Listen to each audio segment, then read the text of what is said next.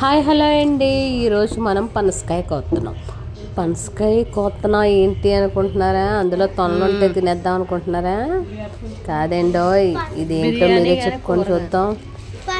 పనసకాయని కోసాక దాని జిగురు చాలా ఎక్కువ ఉంటుందండి బాబు. ఇది కొయ్యగలమా లేదా అనుకున్నాను. దానికి కత్తికి అలా ఆయిల్ పోసుకొని అలా ఆయిల్ పోసుకుంటూ చుట్టూ కట్ చేసుకొని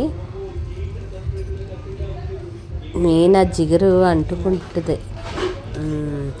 ఈరోజు మనం పనసకాయ బిర్యానీ చేసుకుంటున్నాం. దీని ముందు మటన్ బిర్యానీ, చికెన్ బిర్యానీ, ఏ బిర్యానీ కూడా సరిపోదండి. అంత టేస్ట్ ఉంటుంది మనకి.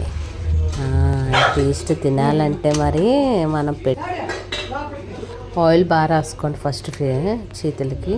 చేతులు అయితే చేతులు, చాకు అయితే చాకు అలా కోసి ఆ పైన చెక్కు అలా పీసుల కింద కొయ్యడానికి మనం దీనికి చాలా ఎక్కువ గమ్ము అంటూ పోద్దండి. మెయిన్ అలా కట్ చేయాలి. ఆ పైన చెక్కు కట్ చేస్తే ఇది పీసుల కింద వస్తుంది మనకి. ఆ తర్వాత మనం పక్కన గిన్నెలో చూసారు కదా, అది పసుపు అండ్ సాల్ట్ వేసి ఆ రెండిట్లో వేసి కడగాలండి. కడిగిన తర్వాత చెప్తాను చూడండి, పీసులు చూడండి. అలా చిన్న పీస్ కోసుకున్నా పర్లేదు, పెద్ద పీస్ కోసుకున్నా పర్లేదు. మీకు ఎలా రీజనబుల్గా ఉంటే అలా కోసుకోండి మెయిన్. బట్ ఏదైనా మన కుక్కర్లో వేసి విజిల్ వేయడమే కదా.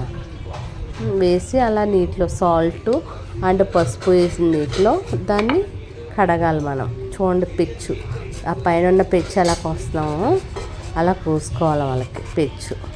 ఆ పెచ్చు కోసుకుంటే ఎంతమంది తిన్నారు పనసకాయ బిర్యానీ ఇంట్లో ప్రిపరేషన్కి? చూసారు కదా. సూపర్. మీకు కుకింగ్ చేయడం చూడండి, పీస్ ఎంత సాఫ్ట్గా అంటే అంత సాఫ్ట్గా ఉంది పీస్. దీని ముందు ఇది మనం మటన్ బిర్యానీ అనుకుంటాం మ్యాక్సిమం. మటన్ కాదండి, ఇది మన పనసకాయ పనస ముక్కల బిర్యానీ. ఇది వండిన ప్రాసెస్ కూడా ఈజీ, సేమ్ చాలా ఈజీ. టేస్ట్ అయితే మాత్రం ఇంకా సూపర్ అండి. దీన్ని మాత్రం మిస్ అవ్వకండి మీరు ఎప్పుడు.